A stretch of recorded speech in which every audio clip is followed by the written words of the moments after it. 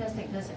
So, good morning. I'm Winnie Tong, which is Wang Yi, and I'm studying B.Ed Science now, which is the Bachelor of Education in Science major in chemistry. And this is the table of contents. So this is me. So in my secondary school, this is Mentimeter that is done by my secondary friends, and they always describe me as an INFP, and I think so as well. And I'm very creative and sometimes can be impulsive, but my parents or teachers may think that I am obedient and very quiet because I pretend to be like that. So, and also I like traveling, and I think a lot, so I think that I'm philosophical and optimistic and curious of everything. So my theme is planning for educate in another way. And there are 3 experiences that affect me and made me to have this final goal. And then finally I will talk about my future plan.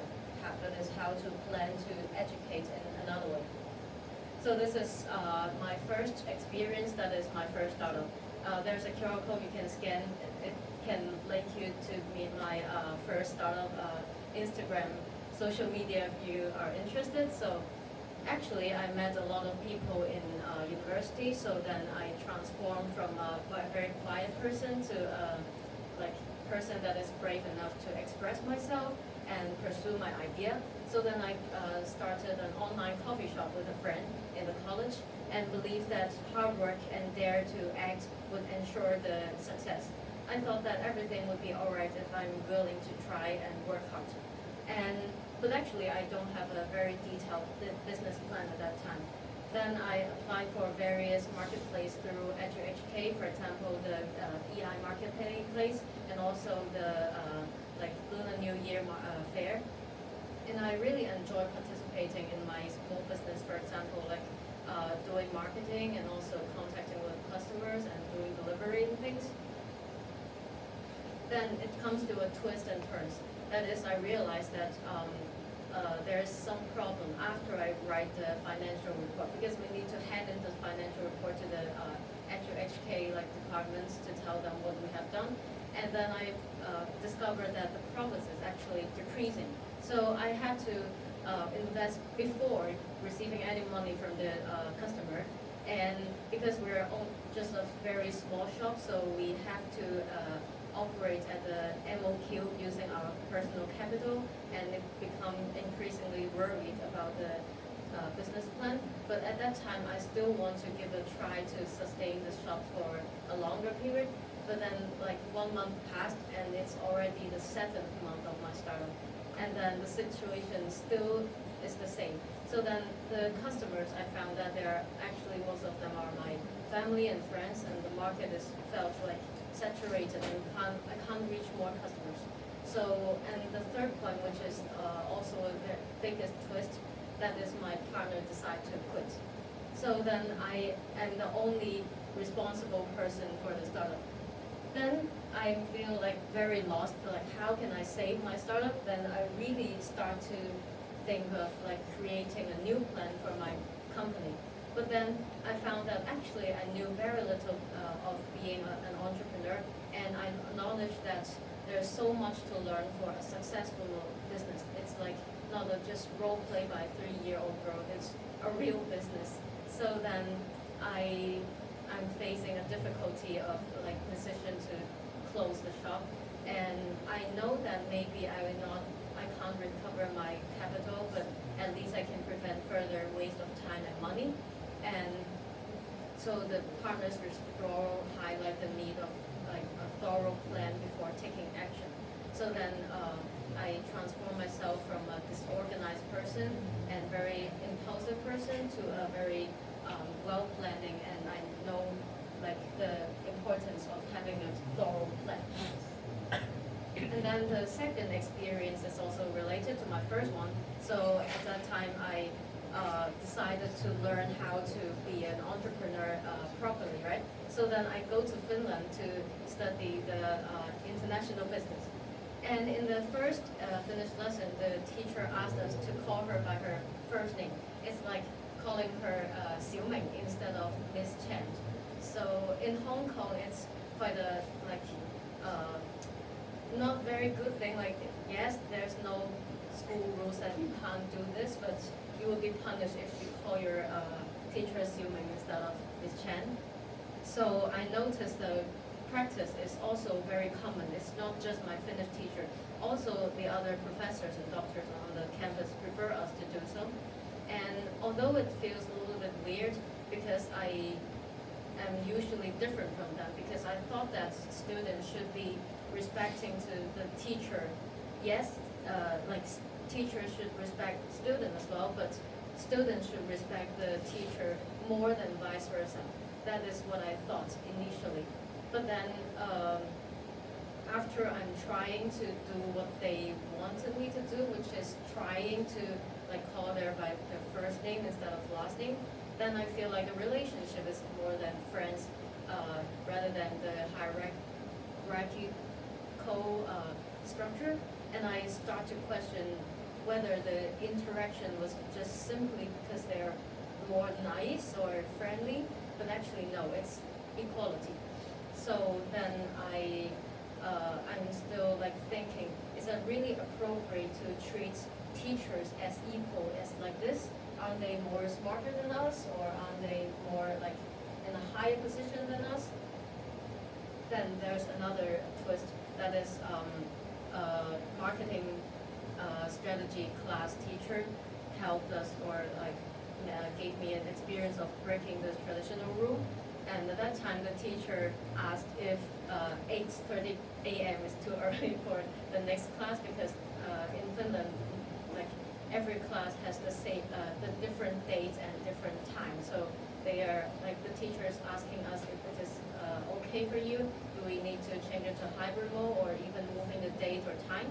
And then I was shocked by this, because teacher rarely seek for the like input of the student in secondary school. For example, in secondary school, you can't decide when to go to school, or what dates you go to school, or when do you submit your assignment. All the things are assigned by teacher. You just need to follow everything. And then, so actually similar rigidity also exists in most of the university classes. Even I'm studying in GEJ for 4 years already. I can see most of the professors in university are like this.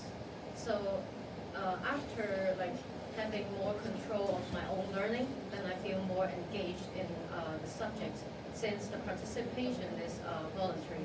And I found myself improved learning efficiency as I contribute to my own learning plan, and I recognize the experience as not only equality, but actually it is empowerment.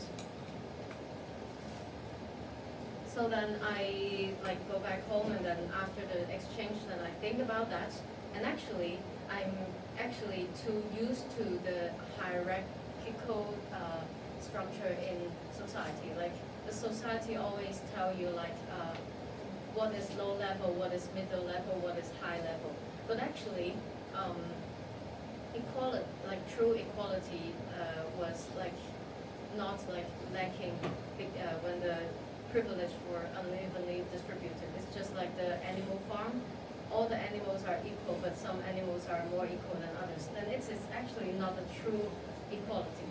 So then I also realized that if in that approach, that is, I gain some power from the teacher, is a kind of empowerment.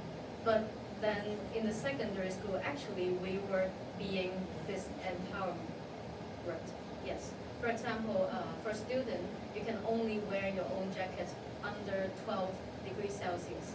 But actually for teachers, they don't have the similar regulation. So isn't it like this empower of like the right for students to keep themselves from cold? So then, so I experienced such thing in Finland, that is having more like student voice in my own learning. So then I want my future student to learn as happy as I do. And the final experience is the block practice. At the beginning, so after the exchange in Finland, then I aware more about the student voice in education, and during the practicum, I'm trying to like give them more control of their own learning, and also like keep myself as a guide instead of a commanding auditory. And I actually already want to be a teacher in my secondary school, because like yes, I'm kind of a successful result under the DSE or under the current Hong Kong education system, but I'm not actually enjoying the learning always, and I'm not always self-motivated. It's a little bit forced by parents and teachers. So that's why I want to change this education method by being a teacher. So then I did a lot of research this time on the investigative study, and actually I received many positive feedback from my students. Even those who didn't like science before has began to enjoy the class.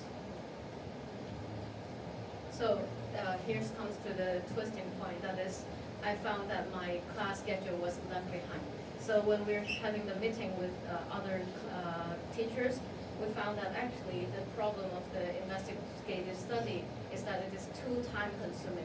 Actually, they all agree that investigative study is very good for students to self-motivate themselves, but actually the teaching schedule is too tight, so that the direct teaching is almost the only way if you want to keep up with the schedule. Then I think more about that, I realized that actually teachers and students are both disempowered, because teachers also need to follow the rules and follow the curriculum set by the EDB, and we know that like yes, teachers can attempt to change the curriculum if we unite, but actually like the history told us, reform is a very slow process. So I realized that it would be very challenging if we want to foster students' enjoyment in learning while being restricted by the EPB curriculum. So then I know that there's a difference between my imagination and reality. So it seems that I have to sacrifice something and then choose one side. Then my future plan is to keep the startup that I'm working now. So actually I'm working as a part-time in a marketing company as a startup, and I would keep doing that, so then I would learn more of my how to be an entrepreneur. And also after I graduate, I would aim to be a teacher for, let's say, 3 years to understand how a school runs and also what are their different roles and how they operate. So then I can gain more insights from the perspective of the teachers and students, and I can conduct more detailed research on building a network and in the education field. And after I have my basic experience, let's say work experience in education career, then I would try to build up a startup focused on investigative studies. So I want my startup to be focused on the student-oriented approach to science education instead of the advanced technology learning like the STEM class that we have now. And then I can avoid the goal of changing the entire education system, which is too ambitious. And I don't know for how many years, but when the time is suitable, then maybe I would become or try a new career in politics to influence the policies and guidelines of the EDB to advocate more student voice and involvement in education.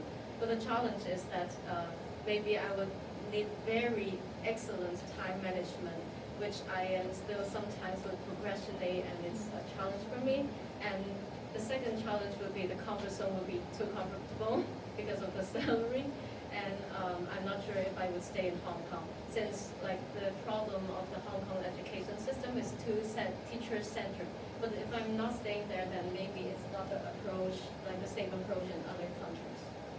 And the conclusion is yes, this experience made me how I am now, but life is never aligned. It's a combination of every single moment and choice that you have made. So I don't know, so actually it's just in this moment I have this plan and I have this reflected, but maybe I will have more in the future. Thank you.